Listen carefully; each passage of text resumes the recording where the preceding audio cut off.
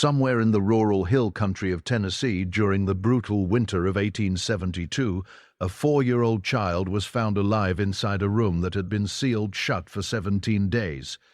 The door was nailed from the outside. The windows were boarded and covered with heavy cloth. When the county constable finally forced his way inside, the child was sitting calmly on the floor, humming a melody no one in that region had ever heard. The room contained no food, no water, and no evidence anyone else had been inside. For over a century, the records from that investigation were kept in a locked cabinet at the Rutherford County Courthouse, away from public view. Tonight, for the first time, we're going to tell you what those records revealed. Before we continue with the story of the Harrow farmhouse and the child who should have died but didn't, make sure you hit that subscribe button and turn on notifications my channel Black Write Stories so you never miss stories like this one. And in the comments below, tell us what state you're watching from which country. We love hearing where our audience is tuning in. Now, let's uncover what really happened on that isolated Tennessee farm. The events that unfolded at the Harrow property would later be debated in hushed conversations across 3 counties, always ending with the same unanswerable question: how Tennessee in 1872 was a state still bearing the scars of war and Reconstruction. 7 years had passed since the Confederacy's surrender, but the wounds ran deeper than any battlefield grave. In the rural region south of Nashville, life had settled into an uneasy rhythm. Farms struggled to find laborers. Families mourned sons who never returned, and communities that had once thrived now held together with fraying threads of necessity and stubborn pride. The Harrow farm sat 12 miles outside Murraysboro, accessible only by a narrow dirt road that turned to mud soup every time it rained. The property had been in the family since before Tennessee achieved statehood, passed down through 4 generations of Harrows who worked the same red clay soil their great-grandfather had cleared by hand. By 1872, only 2 members of the family remained: Nathaniel Harrow, a widower approaching 60 with hands twisted by arthritis, and his daughter-in-law Margaret, a woman of 32 whose husband had died at Shiloh. Margaret Hargrove was known throughout the county as a woman who kept to herself. She had arrived in Rutherford County in 1863 as a war bride, heavily pregnant, speaking with an accent that marked her as coming from somewhere far north. When her husband fell at Shiloh just months after their marriage, she had nowhere else to go. Nathaniel, grief-stricken over his son's death, had taken her in without question. She gave birth to a boy she named Samuel, and for 9 years the 3 of them had maintained a quiet, isolated existence on the farm.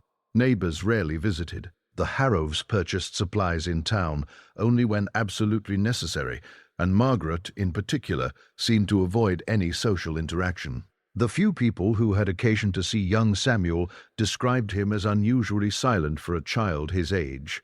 Pale, thin, with large, dark eyes that seemed to watch everything but express nothing. That boy never cried. Eliza Tuttle, who ran the general store in Murraysboro, would later tell investigators, not once in all the times his mother brought him to town. Most children that age are running around getting into everything, making noise. That one just stood beside her, perfectly still, like he'd been carved from soap. The farm itself was unremarkable. A 2-story farmhouse with a sagging porch, a barn that needed repairs, 40 acres of land that Nathaniel could no longer properly maintain. The house had been built in the 1790s, expanded over the decades, and now showed its age in settling foundations and warped floorboards. The upper floor contained 4 bedrooms, though only 2 were in regular use. One of the unused rooms at the far end of the hallway had been sealed shut years earlier after a section of the roof had leaked badly, damaging the floor. Nathaniel had nailed the door shut and told Margaret never to bother with it. The repairs would cost more than he could afford. Life on the Harrow farm followed a predictable pattern. Nathaniel rose before dawn to tend the animals. Margaret maintained the house, prepared meals, and watched over Samuel with an intensity that some found unsettling. The boy attended school irregularly. The schoolhouse was 8 miles away, and Margaret cited the distance and the boy's frequent illnesses as reasons for his absences. Everything changed on the morning of January 14th, 1872. Nathaniel Harrove woke that morning to find the house unnaturally quiet. At 60 years old, he had become a creature of routine, and his body registered the wrongness before his mind fully grasped it. No sounds came from the kitchen, no smell of coffee. The fire in the stove, which Margaret always rekindled at first light, had gone cold. He found her on the floor of the kitchen, collapsed beside the table. Her skin was ice-cold to the touch, her lips blue. Nathaniel, who had seen death on his own father's face years before, knew immediately that she was gone. There were no visible injuries, no signs of struggle. Her hands were clasped loosely at her stomach, and her eyes were partially open, staring at nothing. Panic seized him then, not for Margaret but for Samuel. He called the boy's name as he climbed the stairs, his arthritic knees protesting every step. Samuel's small bedroom was empty, the bed neatly made. Nathaniel checked the other rooms, then went back downstairs, calling louder now, his voice cracking with fear. The boy was nowhere. Nathaniel searched the barn, the outbuildings, the yard. The January morning was bitterly cold, frost coating every surface, and the thought of a 9-year-old child out in this weather sent waves of dread through his chest. He was about to run to the nearest neighbor, 3 miles away, when something made him stop. The sealed room upstairs, the one he'd nailed shut 4 years ago. It was impossible, of course. He'd driven those nails in himself, heavy 8-penny nails through the doorframe. But some instinct made him climb the stairs again, moving down the hallway to that closed door. He pressed his ear against the wood. From inside, very faintly, came the sound of humming. A child's voice, soft and tuneless, barely audible through the thick door. Samuel. Nathaniel's voice came out strangled. Samuel, are you in there? The humming stopped. Then, after a long pause, a small voice. Yes, grandfather. How did you get in there, boy? No answer. Samuel, I'm going to open this door. Step back from it. You hear me? Nathaniel tried the handle first, knowing it would be useless. The door was not only nailed shut, but had swollen in its frame from years of humidity. He went to his bedroom and retrieved a crowbar from his tool chest, then returned to work the nails loose. Each one screamed as he pried it free. There were 12 nails total, each one driven deep into the hardwood frame. When he finally wrenched the door open, the smell hit him first, a thick, stale odor of dust and decay and something else he couldn't name. The room beyond was dark, the windows boarded over from the inside, just as he'd left them years ago. The floor, damaged by the old leak, was treacherous with warped and rotting boards. Samuel sat in the middle of the floor, cross-legged, his hands folded in his lap. His clothes were dirty, but not torn. His face was pale, but unmarked. He looked up at his grandfather with those dark, unblinking eyes, and smiled. "Hello, grandfather. Good Lord, boy." Nathaniel stepped carefully into the room, testing each floorboard before putting his weight on it. "How long have you been in here?" "I don't know. Did your mother put you in here? Did she lock you in?" Samuel tilted his head slightly, considering the question. "I came by myself. That's not possible. The door was nailed shut from the outside." "Was it?" The boy's voice held nothing. No fear, no confusion. Just a mild curiosity. Nathaniel reached down and lifted the child into his arms. Samuel was lighter than he should have been, all angles and delicate bones. But he didn't struggle or cry. He simply rested his head against his grandfather's shoulder as they left that dark room. It was only later, after Nathaniel had carried the boy downstairs and wrapped him in blankets by the fire, that a terrible thought occurred to him. He climbed back up the stairs, his breath coming in short gasps, and examined the hallway floor outside the sealed room. No dust had been disturbed. The thick layer of dirt and grime that coated the hallway floorboards was completely undisturbed, showing no small footprints, no sign that anyone had walked this way in Mont House. The nails he'd pried loose lay on the floor where they'd fallen, their points still sharp and clean. showing no rust or weathering despite years of exposure. And when he examined the door itself more carefully, he saw something that made his hands begin to shake. The nails had been driven through the wood from the outside, yes, but the wood around each nail hole showed fresh splitting, as if the nails had been driven in very recently, not 4 years ago. Nathaniel Hargrove rode to town that afternoon, leaving Samuel wrapped in blankets on the sofa. He went first to the constable's office, where he reported Margaret's death, then to the doctor. By evening, both men had made the journey out to the Rowe farm. Dr. Edmund Yancey examined Margaret's body where it lay in the kitchen. His official finding was heart failure, which seemed reasonable for a woman of 32 with no visible injuries, but privately he confided to Nathaniel that something troubled him about the case. "Her hands," he said quietly as they stood in the parlor. "Did you notice her hands?" Nathaniel shook his head.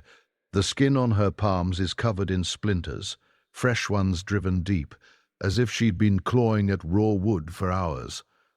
Dr. Yancey paused, choosing his words carefully. "And her fingernails, what's left of them, are broken down to the quick. That kind of damage doesn't happen from a simple heart failure." Constable James Riddle, a practical man in his 40s who had little patience for mystery, was more interested in Samuel. He found the boy still on the sofa, still wrapped in his blanket, staring at nothing in particular. "Boy," Riddle said, kneeling down to eye level, "I need you to tell me what happened to your mother." Samuel looked at him with those disturbing dark eyes. "She went away. Where? To the room upstairs? The sealed room? The one your grandfather had to break open to get you out?" "Yes." "Did she go in there before or after she put you inside?" "She didn't put me inside. I went by myself." Riddle exchanged a glance with Nathaniel, who stood near the fireplace, wringing his hands. "Samuel, that's not possible. The door was nailed shut. How could you have gotten in there by yourself?" The boy's expression didn't change. "I just walked in through a nailed door. I don't remember it being nailed." The conversation went in circles, yielding nothing. Samuel maintained his story. He had simply walked into the sealed room and waited there. He couldn't say how long he'd been inside or why he'd gone there in the first place, or what had happened to his mother. Dr. Yancey made one more disturbing observation before he left that night. He took Nathaniel aside, away from the boy's hearing, and spoke in a low voice. "Mr. Harrove, when did the child last eat?" Nathaniel blinked. I don't rightly know. Yesterday morning, I suppose, before I found Margaret." "You're certain it was yesterday?" "Well, it must have been." "Why?" The doctor hesitated. "Because when I examined the boy just now, I found no evidence of recent food consumption. His stomach is completely empty, and his body shows signs of significant malnutrition, the kind that develops over weeks, not days. Yet he's alert, active, showing no signs of distress." He paused. "Mr. Press." He paused. "Mr. Press. Hargrove, I don't know how to say this delicately, but that child appears not to have eaten in quite some time, possibly several weeks." Nathaniel felt the room tilt slightly. "That can't be right. Margaret fed him every day. I saw her prepare his meals. Did you see him eat those meals?" The question hung in the cold air between them. Nathaniel tried tried to picture Samuel at the dinner table, and found that he couldn't. The boy was always present, yes, sitting quietly in his chair, but actually eating, actually raising fork to mouth, chewing, swallowing. Nathaniel couldn't recall a single specific instance. "There's something else," Dr. Yancey continued. "The room where you found him. You said it had been sealed for 4 years with no food or water inside." "That's right. Then he couldn't have been in there for more than a few hours.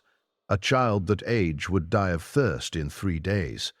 Maybe 4 at most, so either he went in there this morning, which means someone else nailed that door shut after he entered." The doctor trailed off, leaving the other possibilities unspoken, but both men knew what he wasn't saying. Either someone else had been in the house that morning sealing the child in that room, or Samuel Harrove had somehow survived in a sealed space with no sustenance for a period of time that should have been fatal. Margaret was buried 2 days later in the small family cemetery behind the house beside her husband, who had been brought home from Shiloh for burial. Only a handful of people attended: Nathaniel, Samuel, Dr. Yancey, Constable Riddle, and 3 neighbors who came more out of obligation than grief. The Baptist preacher from Murraysboro spoke the service, though he'd met Margaret Hargrove only twice and could say little about her life. Samuel stood at his grandfather's side throughout the service, showing no emotion, his small face blank. When the preacher invited him to toss a handful of dirt onto the coffin, the boy complied without hesitation, his expression never changing. After the service, as people were leaving, Mrs. Eliza Tuttle from the general store approached Nathaniel with obvious reluctance. "Mr. Hargrove," she said quietly, "I probably shouldn't say anything, but there's something you ought to know about Margaret." Nathaniel waited. "She came into town 3 weeks ago, late in the evening, after I'd already closed the store. She was agitated, very agitated. She wanted to buy a lock, a big iron padlock, the kind we sell for barn doors and nails, a whole box of 8-penny nails. Did she say what she needed them for?" Mrs. Tuttle shook her head. "I asked, but she wouldn't tell me. She just kept looking out the window like she expected someone to be watching. Then she asked me something strange. She asked if I knew of any orphanages in Nashville that took children. No questions asked." The woman's voice dropped even lower. "I told her there were church organizations that helped with such things, and she seemed relieved. She said she was asking for a friend, but Mr. Hargrove, she didn't have any friends. Everyone knew that." Nathaniel felt cold seeping into his bones. "She wanted to give up Samuel." "I believe so. And there's more. That same week, she came in 2 other times. Both times she bought food, dried beef, hard tack, preserved fruit, enough to feed a child for several weeks. I remember thinking it was odd because she usually bought food in smaller quantities. She specifically asked for items that would keep a long time without refrigeration." The implications settled over Nathaniel like a heavy shroud. Margaret had bought a lock, bought nails, bought long-lasting food for a child, and then somehow Samuel had ended up sealed in that upstairs room while his mother died in the kitchen downstairs. What had Margaret planned? What had she tried to do? And most troubling of all, what had gone wrong with her plan? In the days following Margaret's burial, Nathaniel tried to establish some semblance of normal life. He prepared meals, though Samuel ate almost nothing. He attempted to engage the boy in conversation, receiving only brief, flat responses. He took Samuel to the doctor twice more, and each time doctor twice more, and each time doctor twice more. Yancey's examinations yielded the same disturbing findings. The child showed all the physical signs of severe malnutrition and dehydration, yet remained conscious, alert, and active in ways that defied medical explanation. "It's not possible," Dr. Yancey told Nathaniel after the second examination. "By all measures, this child should be dead, or at least gravely ill. Yet his heart rate is normal. His breathing is regular, and he shows no signs of organ failure. I've never seen anything like it in 40 years of medical practice." Nathaniel began searching the house, looking for answers Margaret could no longer provide. In her bedroom, hidden beneath the mattress, he found a leather-bound journal. The entries spanned 9 years, beginning shortly after Margaret had arrived at the farm. The handwriting was small and precise, each word carefully formed, as if Margaret had been weighing every syllable before committing it to paper. The early entries were mundane: observations about the weather, notes about household tasks, brief mentions of Nathaniel and the farm's operations. But gradually the focus shifted entirely to Samuel. Page after page documented the boy's development with clinical detachment. October 12, 1863, Samuel, born at 3:47 a.m. Number complications. Child does not cry. Dr. Gansey finds this unusual, but attributes it to temperament. December 1863, Samuel still does not cry. Even when hungry or soiled, he watches everything with intense focus. Sometimes I find him staring at the wall for hours. March 1864. The child has begun to rah. If you food. He will keep it in his mouth but will not swallow unless I force him. I worry he will starve. July 1864. Samuel is over 6 months old and has shown no interest in solid food. Drive Yanzi is concerned about his weight. I have tried everything. The child simply will not eat. September 1864. Nathaniel asked today why Samuel never makes noise. I told him the boy is simply quiet by nature. The truth is more disturbing. Samuel can speak.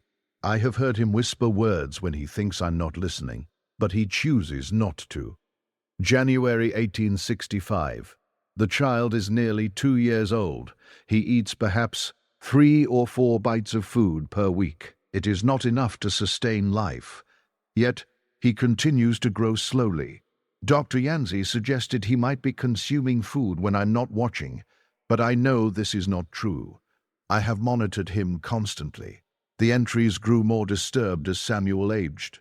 June 1866. Found Samuel standing outside my bedroom door at midnight, perfectly still, not moving or speaking.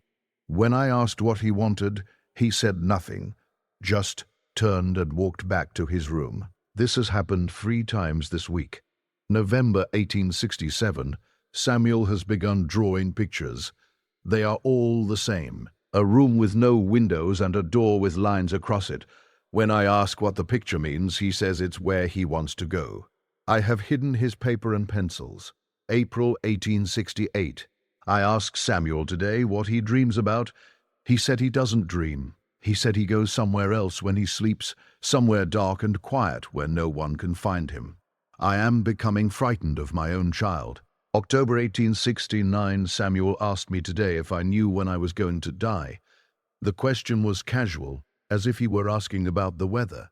I told him that was a terrible thing to ask. He said he was just curious, because Ryan dies eventually. He is 6 years old, February 1870. I have begun researching institutions in Nashville. They're asylums for children who are different.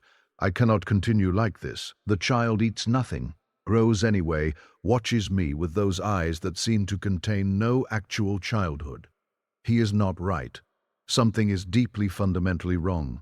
December 1871, I have made a decision. I purchased supplies today. A lock, nails, food that will last. I am going to seal Samuel in the upstairs room, the one Nathaniel closed off years ago. I will leave food and water for him. Someone will find him eventually. Nathaniel checks that room occasionally to see if the roof leak has worsened. In a few weeks, he will hear the boy and break the door open. By then, I will have fled to Nashville. I cannot do this anymore. I cannot continue raising something that appears to be a child, but is not. January 13th, 1872. Tomorrow, I will do it tomorrow. I have practiced with the nails and the lock. It will take me 15 minutes to seal the room completely. I have told Samuel he must go upstairs to play a hiding game. He agreed without question. He always agrees to everything, that terrible compliance as if nothing I do could possibly matter to him. The journal ended there. The final entry was dated January 13th. 1 day before Nathaniel found Margaret dead in the kitchen. Nathaniel sat in Margaret's room, the journal trembling in his hands. She had planned to seal Samuel in that room. She had bought the materials, prepared the food, worked out every detail, but something had gone catastrophically wrong. Instead of Margaret sealing Samuel inside and fleeing, Margaret had ended up dead, and Samuel had ended up in the sealed room anyway with no food, no water, and according to the evidence, no way to have gotten inside on his own. That night Nathaniel couldn't sleep. He lay in his bed, staring at the ceiling, listening to the old house settle around him. At some point past midnight, he heard footsteps in the hallway. Soft, careful footsteps. A child's footsteps. They moved slowly down the hallway, paused at the top of the stairs, then continued not down the stairs toward Nathaniel's room, but back along the hallway toward the sealed room. Nathaniel forced himself out of bed, lighting a candle with shaking hands. He opened his door and looked into the dark hallway. Nothing. No one. But at the far end of the hall, he could see that the door to the sealed room stood open. Just a crack, but definitely open. He had personally nailed boards across that doorframe after removing Samuel. He had made sure it was impossible to open. "Samuel," he called softly. No answer. He walked down the hallway, the candle flame casting wild shadows on the walls. When he reached the sealed room, he pushed the door wider and raised the candle. The room was empty. The boarded windows, the rotted floor, the dust-covered surfaces, all exactly as they should be. No sign of Samuel, but in the dust on the floor, he could see small footprints, fresh ones, leading to the center of the room, where they simply stopped as if the person making them had vanished into thin air. Nathaniel backed away slowly, pulling the door shut. He went downstairs and checked Samuel's room. The boy was in his bed, apparently sleeping, his small chest rising and falling with regular breaths, or perhaps not breathing at all, because when Nathaniel looked more closely, he realized he couldn't see any movement. The boy was perfectly still, his eyes closed, but his chest neither rose nor fell. Nathaniel stood in the doorway for a full 5 minutes watching, and in all that time, Samuel Hargrove did not take a single visible breath. Dr. Yancey returned to the Soraro farm a week after Margaret's funeral, prompted by a letter from Nathaniel describing Samuel's condition. He brought with him another physician from Nashville, Dr. Lawrence Kincaid, a specialist in unusual medical cases who had studied in Philadelphia and Europe. Dr. Kincaid examined Samuel thoroughly, conducting tests that lasted over 3 hours. He measured the boy's pulse, listened to his heart and lungs, drew a small amount of blood, checked his reflexes, examined his eyes and throat. Samuel cooperated with perfect docility, never complaining, never resisting, his expression remaining neutral throughout. When the examination concluded, both doctors asked to speak with Nathaniel privately in the parlor. "Mr. Hargrove," Dr. Kincaid began, choosing his words carefully.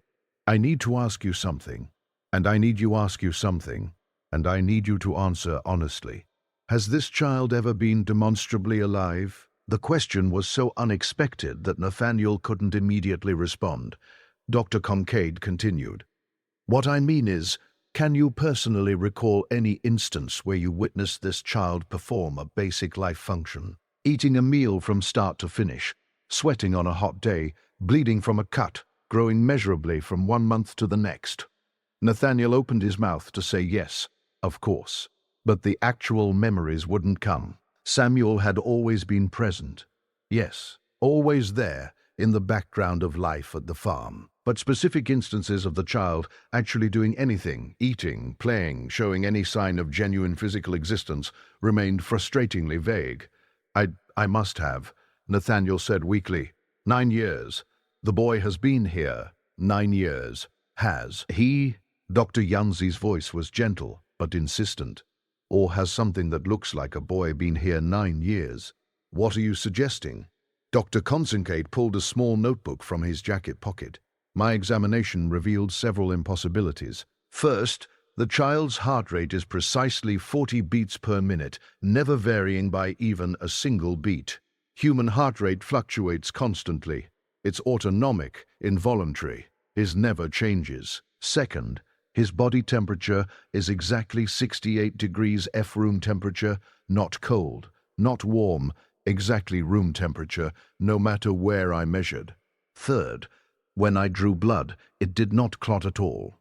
It simply remained liquid in the vial, showing no coagulation response whatsoever." "What does that mean?" "It means Dr. Kincaid said slowly, that by every medical standard I know this child is not alive in any conventional biological sense. Yet he walks, talks and responds to stimuli. He is animated, certainly, but the mechanism of that animation is completely unknown to modern medical science." Nathaniel felt the walls of the room closing in. "Some kind of illusion. No, he's physically real, solid matter that can be touched and measured. But whatever is animating that matter, it's not life as we understand it." Dr. Yancey spoke up. I've been thinking about Margaret's journal entries about how she documented the child's behavior from birth. Mr. Hurrerove, were you present when Samuel was born? No. Margaret's labor began in the night. By the time I fetched Dr. Yancey, and he arrived, the child had already been delivered. So neither of us witnessed the actual birth, Dr. Yancey said. And in the 9 years since, neither of us can recall concrete evidence of the child's normal biological functioning. What if— He paused as if afraid to voice the sif thought. What if Margaret didn't give birth to a living child at all? What if whatever Samuel is, he was never alive to begin with? The three men sat in heavy silence. Outside, the Tennessee winter wind howled around the corners of the old farmhouse. Finally, Nathaniel asked the question that terrified him. Then what is he? Neither doctor had an answer. That evening, after the physicians had left, Nathaniel made a decision. He couldn't continue living with this thing that looked like his grandson, but apparently was not. He would take Samuel to an institution, an asylum, an orphanage, anywhere that would accept him. He would sell the farm and move to town, to a boarding house where other people were always present, where he wouldn't be alone with this mystery. He went upstairs to pack Samuel's belongings. The boy sat on his bed, watching as Nathaniel gathered the few clothes and possessions he owned. "Grandfather," Samuel said, "where am I going? To a place where they can take better care of you." "You mean an orphanage?" "How did you know that word?" "Mother wrote about it in her journal. She wanted to send me away too. You read her journal. I read everything. Even when the pages are closed, I can read the words inside them." Nathaniel felt his hands beginning to shake again. "Samuel, what are you?" The boy tilted his head, considering the question with that same mild curiosity he'd shown when asked how he'd gotten into the sealed room. "I'm not sure," he said finally. "Mother asked me that too, near the end. I tried to explain, but she didn't understand. I don't think anyone can understand. Try to explain now, please." Samuel was quiet for a long moment. When he spoke again, his voice had changed slightly. Still childlike in pitch, but carrying a weight that no chill Dee's voice should contain. "I remember being born," he said, "but before that, I remember not being born. I remember being somewhere else, somewhere dark and quiet and very, very far away. And then I was here in this world, in this body that looks like a boy. But I'm not a boy, grandfather. I never was. I'm just," he struggled for words, "I'm just here pretending wearing this shape, because it's what everyone expected to see." "Why? Why would you do that?" "Oh, because Mother wanted a child so badly. After Father died, she had nothing left. She needed there to be a child. So when the real baby died during the birth, and he did die, grandfather, I remember his small spirit leaving before anyone noticed. I stepped into the empty space he left behind. I became what everyone needed me to be. Except I didn't do it quite right. I didn't understand about eating or breathing or all the little things that living people do without thinking. I tried, but Mother noticed. She always noticed." Nathaniel backed toward the door, horror crawling up his spine. The sealed room. "How did you really get in there?" "I walk through the door the same way I walk through any door, even when it's locked or nailed shut. Wood and metal don't mean anything to me. I only pretend they do because that's what people expect. But that morning, when Mother tried to trap me in that room, I let her. I thought if I stayed there, stayed perfectly still and quiet, maybe she would feel safe enough to live. But she died anyway. Her heart gave out from the fear and the guilt of what she'd tried to do. And so I waited in the dark room until you found me, because that's what a real boy would have done." "Dear God," Nathaniel whispered. "There's no God involved, grandfather. Just me. Just this thing that's pretending to be your grandson. Because you need there to be a grandson. But I'm tired of pretending. It's been 9 years and I don't think I can do it much longer. The empty place I came from is calling me back. It's always calling, and one day soon, I think I'm going to have to answer." Nathaniel turned and fled. He stumbled down the stairs, out the front door into the freezing January night. He ran to the barn, hitched his horse to the wagon with fumbling, panic, clumsy hands, and drove toward Murfreesboro as fast as the animal could pull him. He didn't stop until he reached Constable Riddle's house. He pounded on the door until the constable answered, half-dressed and confused. "Mr. Harrove." "What in the— There's something in my house," Nathaniel gasped out. "Something that looks like my grandson, but isn't. You have to come. You have to see." Constable Riddle, sensing genuine terror, didn't argue. He dressed quickly, roused 2 deputies, and they rode back to the Harrove farm in the dark, Nathaniel's wagon leading the way. But when they arrived and entered the house, every lamp still burning as Nathaniel had left them. Samuel was nowhere to be found. His room was empty. The sealed room was empty. They searched every corner of the house, the barn, the outbuildings. The boy was simply gone. They found the evidence the next morning when daylight allowed a more thorough search.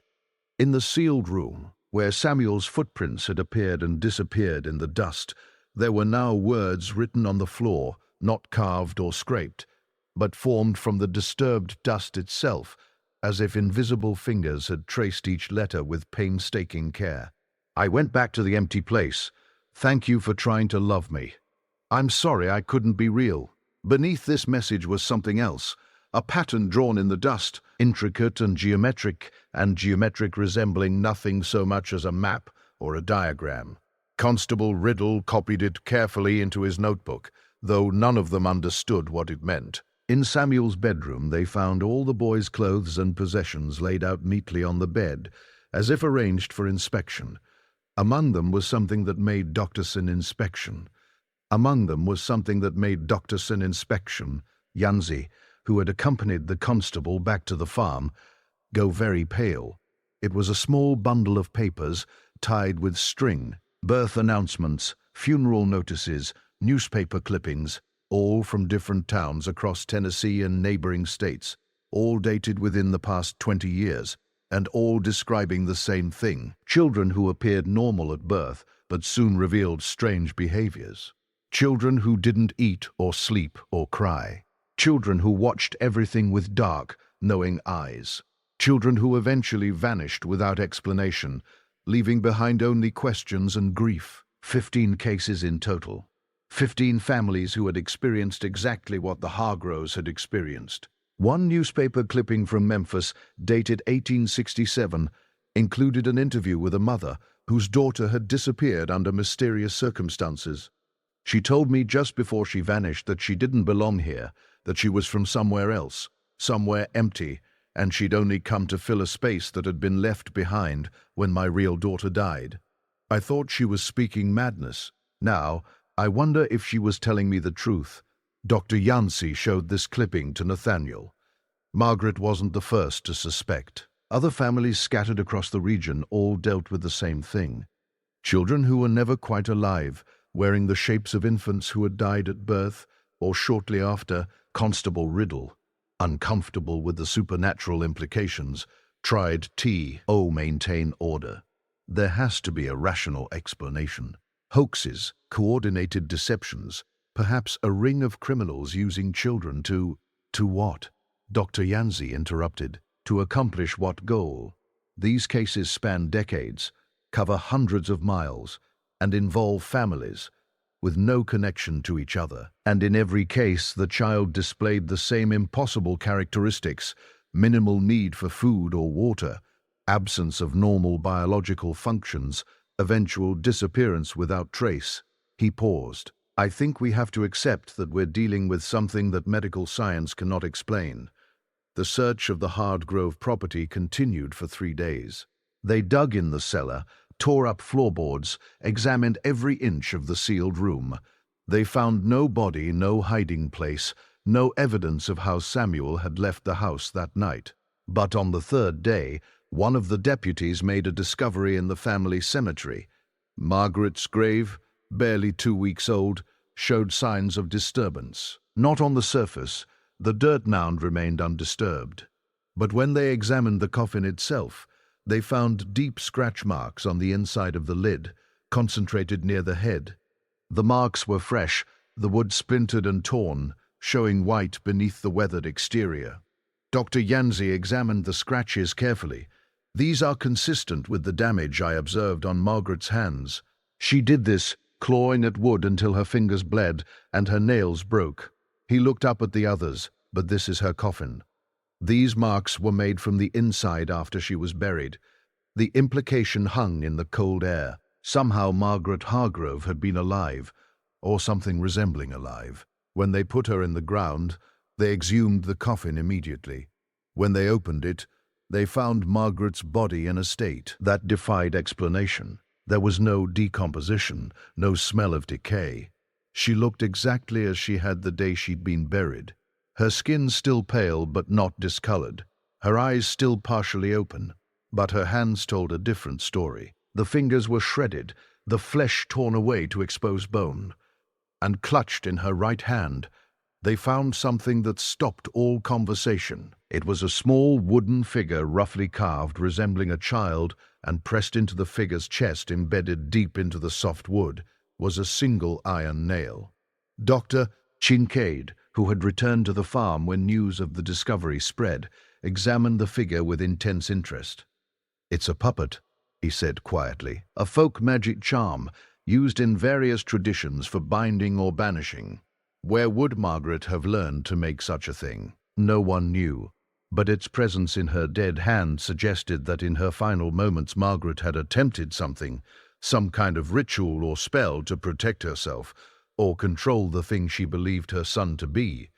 The question remained, had it worked? Had Margaret somehow bound the entity that called itself Samuel, forcing it to stay in the sealed room even after her death? Or had the creature been telling the truth when it claimed to have cooperated with her attempt to trap it? And most troubling of all, if Margaret had been alive when they buried her, clawing at her coffin in the dark, had she been trying to escape or trying to keep something from escaping with her? The Hargrove case was officially closed in March of 1872 with the conclusion that Margaret Hargrove died of heart failure and that her son Samuel had run away from home on the night of January 21st. Constable Riddle filed his report, emphasizing the rational facts. A disturbed woman, a strange child, a tragic situation that ended with the boy fleeing to parts unknown. No mention was made of impossible medical findings or footprints that appeared and vanished in dust, or the 15 other cases of similar children across Tennessee and beyond. Those details remained in Riddle's private notes filed in a locked drawer at the courthouse. Dr. Yanzi and Dr. Kincaid wrote a joint paper describing the case in medical terms, carefully avoiding any supernatural interpretations. They focused on rare psychological conditions for leader mass delusion. The paper was published in a Nashville medical journal and promptly ignored. Neither physician spoke publicly about the Hargrove case again.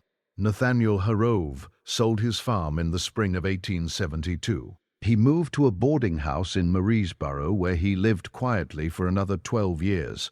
Those who knew him reported that he rarely spoke about his family and never mentioned his grandson. He died in 1884 of pneumonia. The Hargrove farmhouse stood empty for several years before being purchased by a family from Kentucky. They lived there for 6 months before abandoning it, claiming the house was troubled. The sealed room on the upper floor was found open one morning, despite being boarded shut the night before. The family had heard footsteps in the hallway, the sound of a child humming, doors opening and closing with no one visible to open them. After that, the house remained vacant. It eventually burned in 1891, the fire starting in the upper floor for no discernible reason. The ruins were left to decay, and the land was eventually reclaimed by the Tennessee wilderness. The poet found in Margaret's hand was kept by Dr. Kincaid, who added it to his personal collection of medical curiosities. After his death in 1903, his collection was donated to Vanderbilt University, where it was catalogued and stored in the basement archives. The puppet remained there, largely forgotten for over a century. In 1987, during a routine inventory of the university's historical medical collection, an archivist named Patricia Collier discovered the poet and became curious about its origins. She researched the Hargrove case, Tracking down old newspapers, medical records, and courthouse documents, she found Constable Riddle's private notes, which had been preserved with other historical materials from Rutherford County. Her research revealed not just the 15 cases Dr. Yancey had discovered, but 43 similar cases spanning from 1840 to 1910 across 8 southern states. Always the same pattern: a child born in circumstances of grief or tragedy, displaying impossible characteristics, eventually vanishing without explanation. Patricia Collier attempted to publish her findings in a historical journal, but her paper was rejected as insufficiently sourced and too reliant on anecdotal evidence. She gave a single public lecture about the horror case at a local historical society meeting in Nashville in 1989. The lecture was attended by 17 people. One of those 17 was an elderly woman named Rose Hamilton, who approached Patricia after the talk. Mrs. Hamilton, then 86 years old, had been a girl in Chattanooga in 1908. She remembered a neighbor family who had a neighbor family, who had a son, a quiet, strange boy, who never seemed to eat, who watched everything with dark, unsettling eyes. He disappeared one night, Mrs. Hamilton told Patricia, just vanished from a locked bedroom. His mother found words written in the dust the next morning. They said, "I went back to the empty place. The family never spoke of him again. It was like he'd never existed at all." Patricia Collier died in 1992, her research incomplete and mostly unpublished. The puppet from Margaret Hargrove's grave remains in Vanderdule's archives, catalogued simply as Folk Magic Charm, Tennessee, circa 1872. The Hargrove property, now part of a Tennessee state forest, is occasionally visited by hikers who follow the old dirt roads through the hills south of Murfreesboro. The house itself is long gone, but its foundation still remains half buried beneath thick kudzu vines and wild roses. Hikers who pass through the area often describe an unexplained sense of dread, an uneasy feeling that lingers without reason. In 2003, a group of teenagers decided to explore the ruins. While examining the remaining foundation stones, they noticed something unusual carved into one of them. Time had worn it down, but the shape was still recognizable. The same strange geometric pattern that had once been traced into the dust of a sealed room 131 years earlier. They took several photos with a digital camera, planning to upload them online to see if anyone could identify the symbol.